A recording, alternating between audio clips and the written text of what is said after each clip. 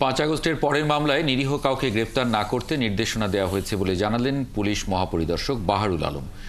Police সপ্তাহ উপলক্ষে foreign service একাডেমিতে আয়োজিত প্রেস ব্রিফিংয়ে তিনি একথা বলেন। হয়রানির উদ্দেশ্যে করা মামলা থেকে বাঁচতে বাদীর পেছনে কোনো টাকা না ঢালার পরামর্শ দেন আইজিপি। এদিকে 8 মাস চলে গেলেও মামলাগুলোর তদন্ত শেষ না হওয়া নিয়ে প্রশ্নের জবাবে তিনি জানান, তদন্তে তাড়াহুড়ো করলে ন্যায় বিচার বিঘ্নিত হবে। আরও জানাচ্ছেন নাদিয়া শারমিন। আগামীকাল বাংলাদেশ পুলিশ সপ্তাহ শুরু হচ্ছে। বিকেলে ফরেন সার্ভিস একাডেমিতে প্রেস ব্রিফিংয়ে পুলিশ মহাপরিদর্শক জানান, আড়ম্বর নয়, এবার কার্যকর পুলিশ সপ্তাহ পালন করতে চান তারা। 5 আগস্টের আগে ও পরে পুলিশের যারা সাহসিকতা দেখিয়েছেন, সেবা দিয়েছেন, তাদের পুরস্কৃত করা হবে বলেও জানান তিনি। সাংবাদিকদের প্রশ্নের জবাবে জানান, 5 আগস্টের পরে যারা দেশ ছেড়ে পালিয়েছে তাদের ফেরাতে ইন্টারপোলের সাহায্য নেওয়া হতে পারে। তবে গণ অভ্যুত্থানে কতজন গুলির নির্দেশ দিয়েছিল, কার ভূমিকা কি ছিল, তা তদন্ত শেষেই জানা যাবে।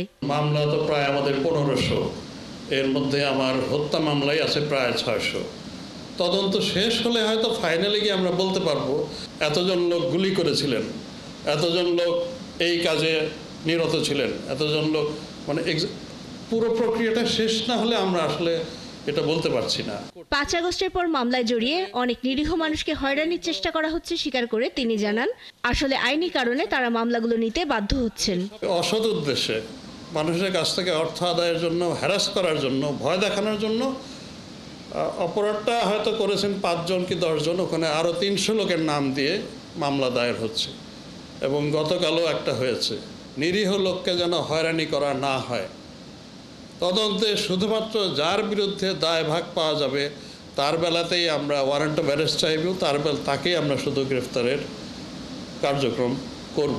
যারা ভুয়া মামলা নিয়ে বাণিজ্য করছে, তদন্তে প্রমাণ মিললে তাদের বিরুদ্ধে ব্যবস্থা নেওয়া হবে বলে জানান তিনি। বাদীর বিরুদ্ধে আমরা কিন্তু অভিযোগ দাখিল করতে পারি এই কোর্টের কাছে যে উনি মিথ্যা তথ্য দিয়েছেন।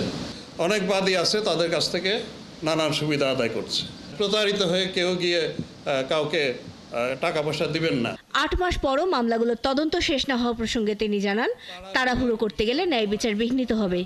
1 মাসের মধ্যে করে ফেলেন, এইটা করতে গেলে আসলে আলটিমেটলি আমরা ন্যায় বিচার নিশ্চিত করতে পারবো না। দেশে কোনো জঙ্গি নেই এমন নিশ্চয়তা না দিলেও তাদের মোকাবেলার সক্ষমতা আছে বলেও জানান আইজিবি। টোটালি কোনো জঙ্গি নেই এরকম তো কেউ নিশ্চয়তা কখনো দিতে পারে না।